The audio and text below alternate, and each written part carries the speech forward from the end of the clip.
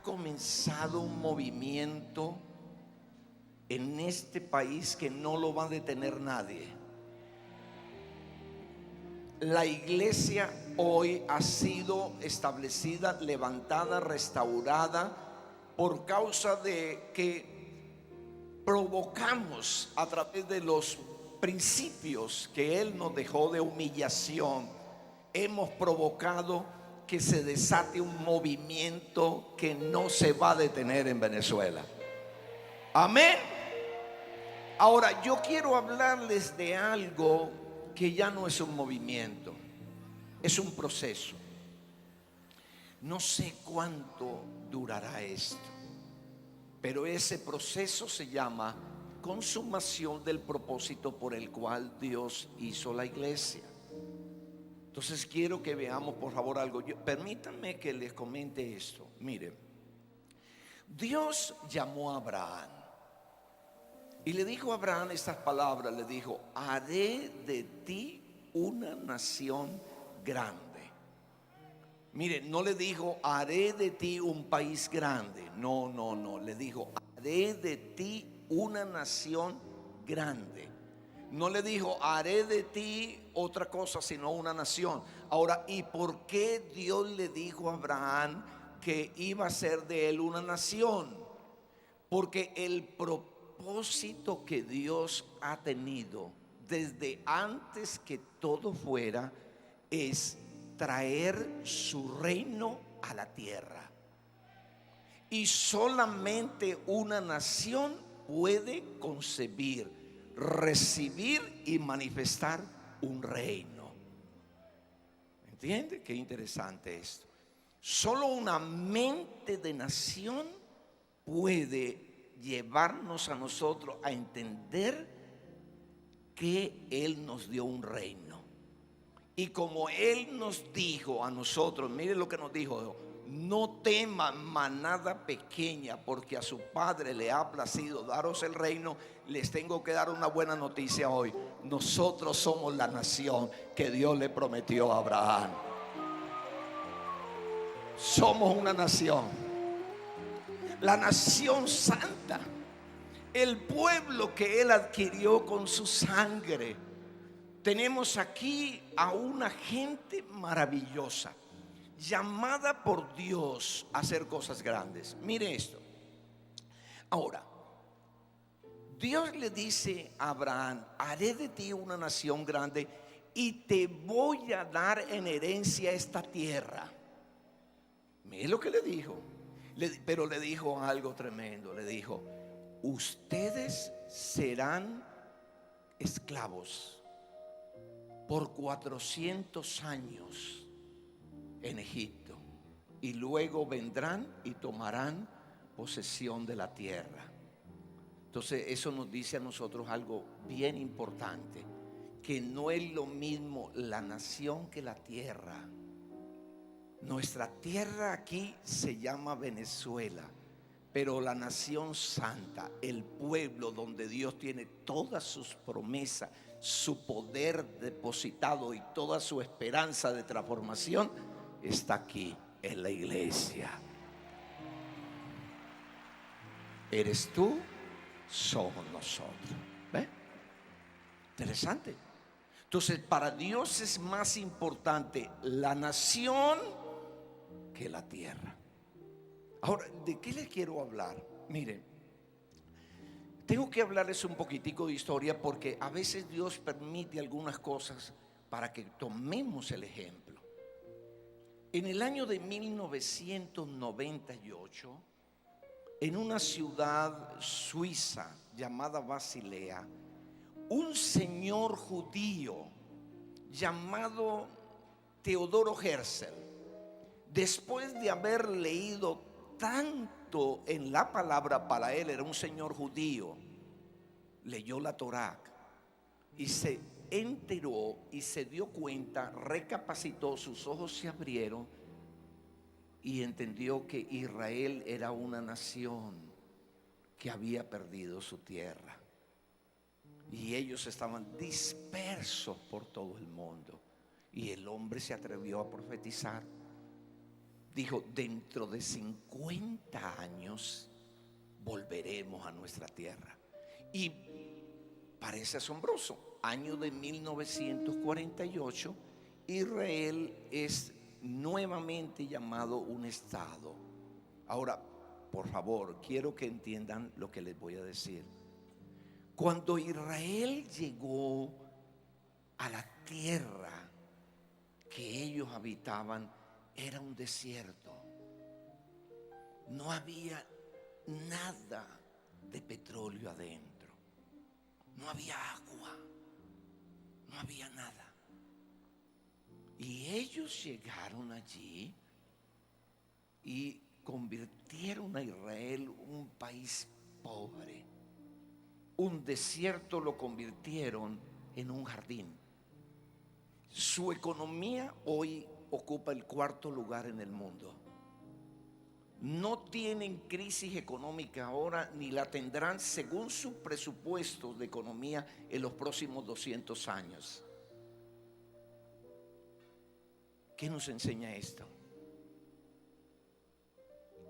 Esta tierra tan rica que nosotros tenemos no se parece en nada a Israel. El problema no está en la tierra, sino en la nación que la habita. Por eso tengo una palabra de buena noticia y de esperanza en esta noche. La nación heredera, la que maneja los códigos, la sabiduría, los principios del reino, se está levantando. Y en los próximos días la iglesia ya no será más un templo donde nos reunimos, sino la nación que manifestará el reino de Dios en la tierra. Dile a tu vecino: tú eres la persona. Maravilloso. Ahora, ¿por qué a veces no entendemos esto? Porque mira, quiero por favor que veamos nuevamente lo que pasó con Pedro. Miren aquí, por favor, ya.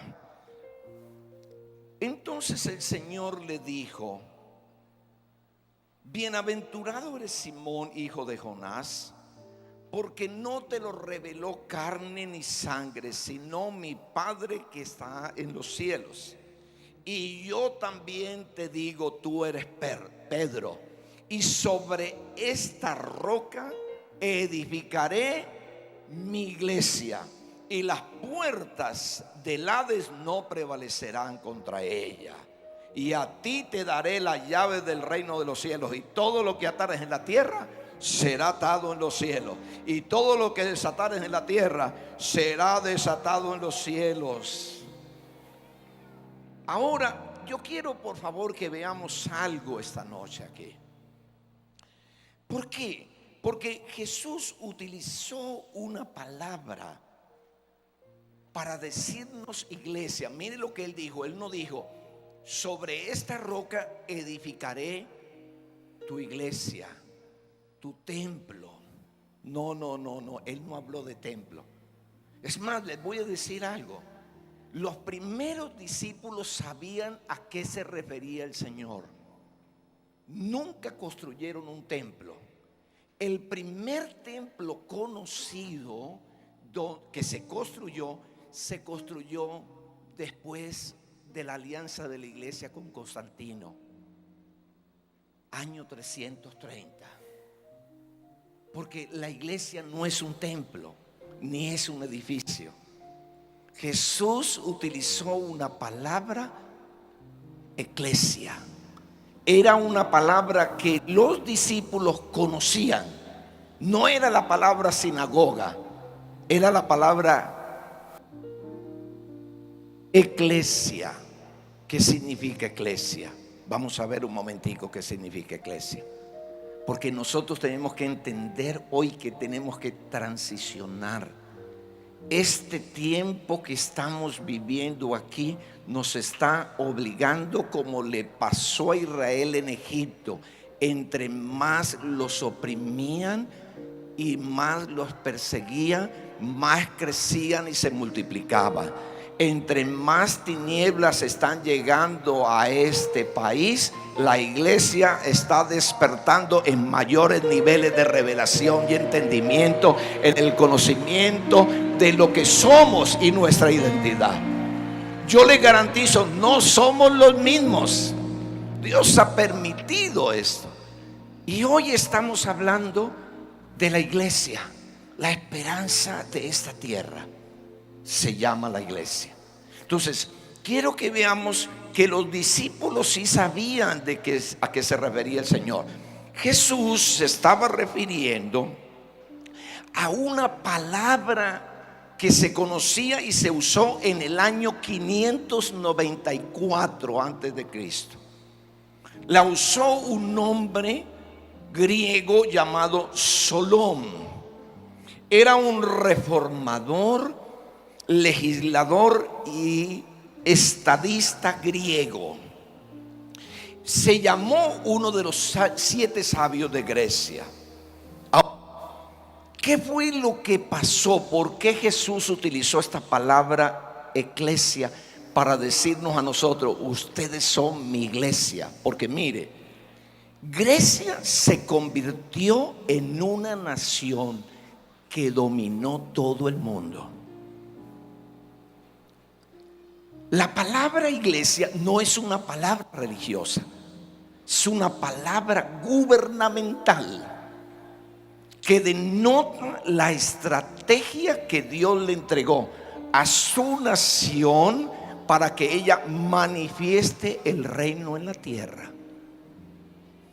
y establezca su propósito único que Él tiene de reunir todas las cosas en Cristo, las que están en el cielo como las que están en la tierra. Entonces los griegos utilizaron eso, la iglesia, y mire lo que ellos usaron solamente 2 elementos. Si usted mira la historia, utilizaron lo que llamamos 2 montes solamente: la educación y la cultura. Ellos fueron tremendos, los griegos. Educaron al mundo, abrieron las academias, establecieron los sistemas. Es más, muchas de las palabras de gobierno que usamos hoy la inventó la iglesia de Grecia. Democracia, política. Tremendo, ¿no? Cuando Pablo llegó a una iglesia llamada la iglesia de Corinto, una iglesia griega, y él les habló del reino, ellos no entendían, porque tenían una mente blindada por la mentalidad griega.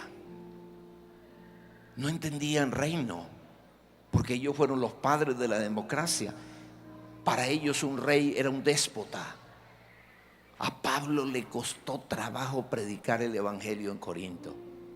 Tuvo que buscar un lenguaje para hablar de reino, porque lo maravilloso que tiene un reino, que tiene una nación, es que opera en un lenguaje. Vivimos y tenemos un lenguaje, porque no somos un sistema religioso, somos la nación de Dios.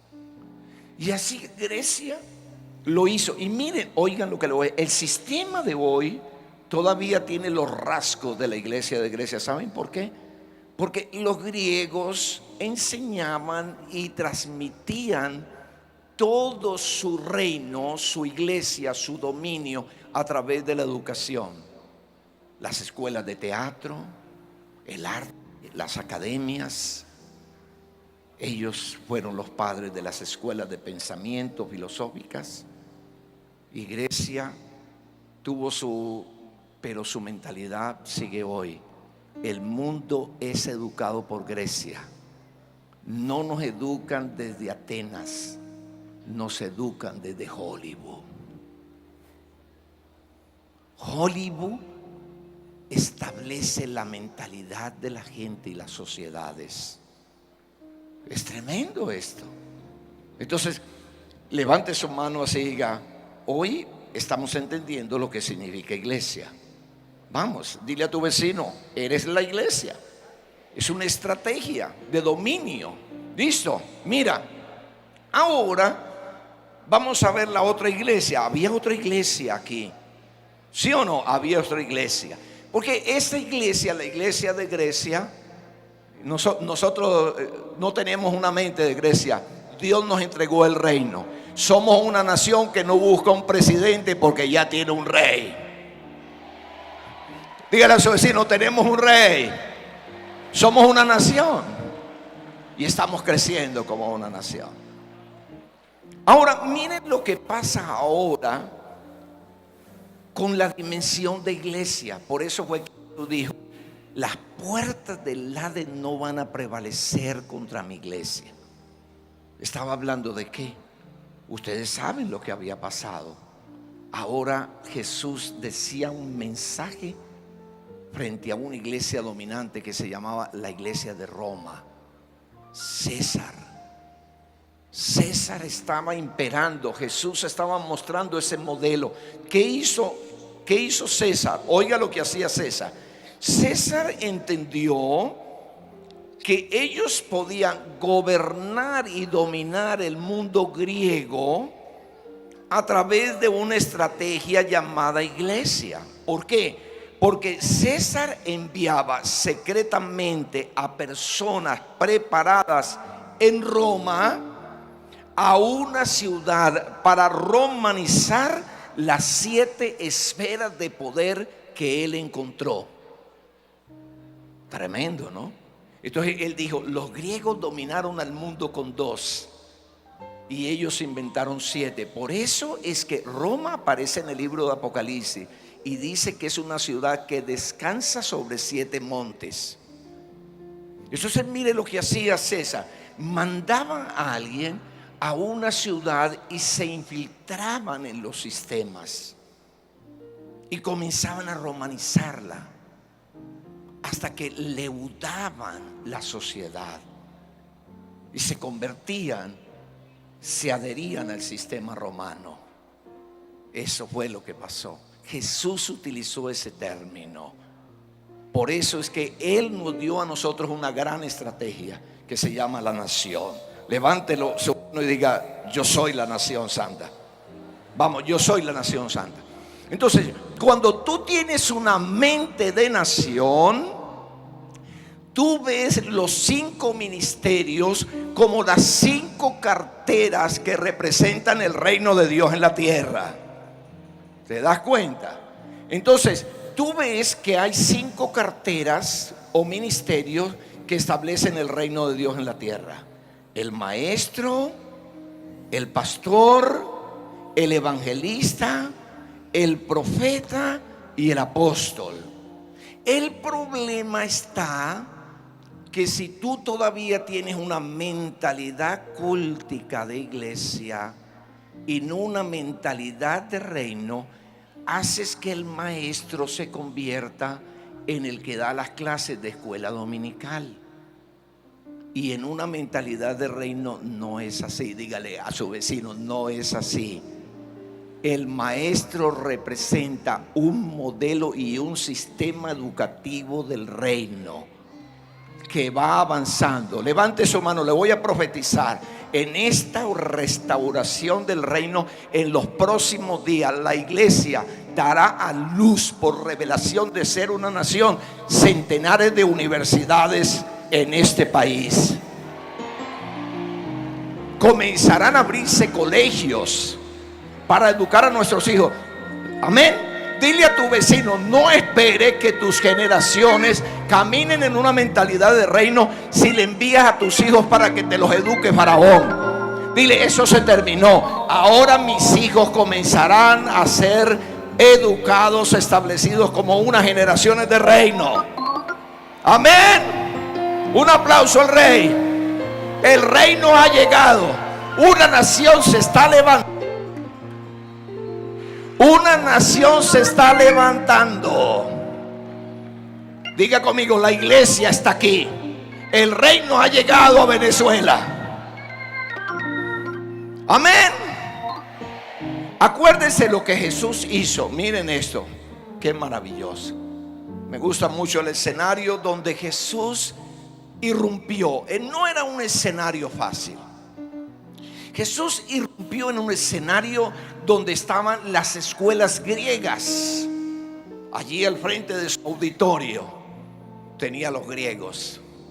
Los griegos eran las personas que anunciaban la filosofía, anunciaban la cultura, anunciaban las artes, el teatro, escuelas de pensamiento, escuelas de medicina, todo eso lo tenía. Y por el otro lado tenía a los romanos. Los romanos eran personas que avanzaban a través de la justicia, y por el otro lado tenía el sistema judío, el sistema religioso. Qué cosa tan tremenda. Se parece mucho a lo que vivimos hoy.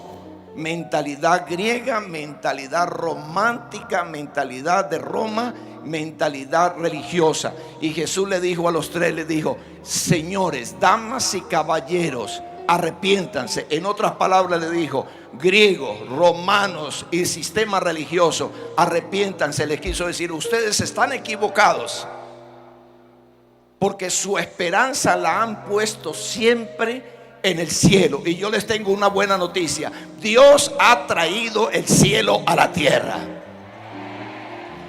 El cielo no es una realidad que está metida por allá. El cielo está representado en su reino y lo tiene la iglesia. Amén. Amén. Dele un aplauso al rey. El reino está en Venezuela. Los cielos se unen hoy con la tierra a través de una nación. Dele el aplauso al rey. Aleluya. Póngase de pie, por favor, que quiero orar con usted. Gracias. Las 5 carteras de ministerio. ¿Qué representa el pastor? Pastor representa el ministerio de sanidad de la nación. Sanamos corazones, restauramos familia, liberamos pensamiento, rompemos estructuras de pensamiento, dejamos a un pueblo preparado, listo, entendido. Le enseñamos la palabra. ¿Sabe? Hace un momento, cuando estábamos aquí cerrando aquel ciclo, tenía entendido que los ministros tenemos que arrepentirnos de algo, que hemos estado cambiando la realidad del único evangelio eterno, y lo hemos cambiado para saciar el oído de muchas personas, para llenar nuestras iglesias. Y el mensaje del Señor no es que llenemos nuestras iglesias, sino que llenemos los corazones de las personas de la vida del Señor Jesucristo. El único evangelio eterno, el evangelio del Rey de Reyes y Señor de Señores. Hay una unción maravillosa que se va a desatar en este tiempo por causa de un propósito eterno.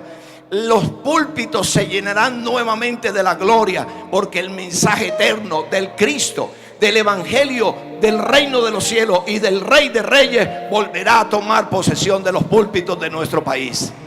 Amén. Amén. ¿Qué representa el ministerio de evangelista? No es lo mismo ser un evangelista que un evangelizador. No. El Nuevo Testamento habla solamente de 2 evangelistas: Timoteo y Felipe. La diferencia de un evangelizador es que un evangelizador predica el evangelio de las buenas nuevas. Un evangelista establece el reino, cambia atmósferas, transforma sociedades. Cuando Pablo dejó a Timoteo, un hijo en la fe, en la ciudad de Éfeso, Éfeso nunca más volvió a ser la misma. La adoración de Diana de los efesios se terminó en Éfeso, porque llegó un evangelista. El evangelista representa la fuerza poderosa de Dios para establecer su reino en la tierra. Y le tengo una buena noticia ahora. ¿Cuántas personas hay aquí con una mentalidad profética? Levanten su mano. Les voy a decir, en el Antiguo Testamento, los profetas, y Jesús dijo esto, dijo: la ley y los profetas fueron hasta Juan. Desde este momento se anuncia el evangelio del reino. Un profeta en el reino de los cielos no es alguien que anda tirando juicio, trayendo mensajes de desastre, ni escaneando a la gente, ni manipulándola. Es una persona que posee los códigos de revelación para empoderar a la iglesia con orden secreto de economía. Ese es un profeta. Maneja la economía del reino. Amén. Levante su mano y diga: yo como profeta habilitado de Dios tengo revelación para traer códigos que empoderarán a una nación en su economía. Amén. Acuérdense lo que encontramos en Faraón. Faraón no está preocupado con una iglesia adorativa. No le llama tanto la atención. Cuando Moisés fue a decir: deja ir a mi pueblo, Faraón le dijo: está bien, váyanse, llenen los púlpitos, llenen las iglesias, pero déjenme su ganado y sus hijos. Los sistemas no se preocupan por una iglesia que solamente adora, se preocupan por una iglesia con una mentalidad militante, que saben que Dios nos dio a nosotros el poder para hacer la riqueza a fin de confirmar el pacto que hizo con nosotros para empoderar una nación que pueda bendecir la tierra donde la habita. Dele un aplauso al Rey.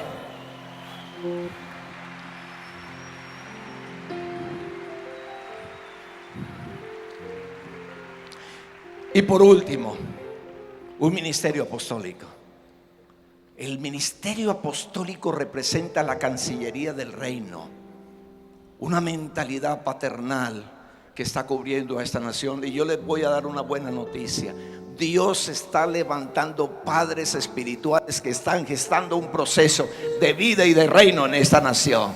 Dele un aplauso al Rey. Que el Señor les continúe bendiciendo. Somos la nación. Dile a tu vecino: somos la nación. No sé en cuántos años seremos, pero veremos, somos la nación del Rey en esta tierra. Que el Señor les continúe bendiciendo.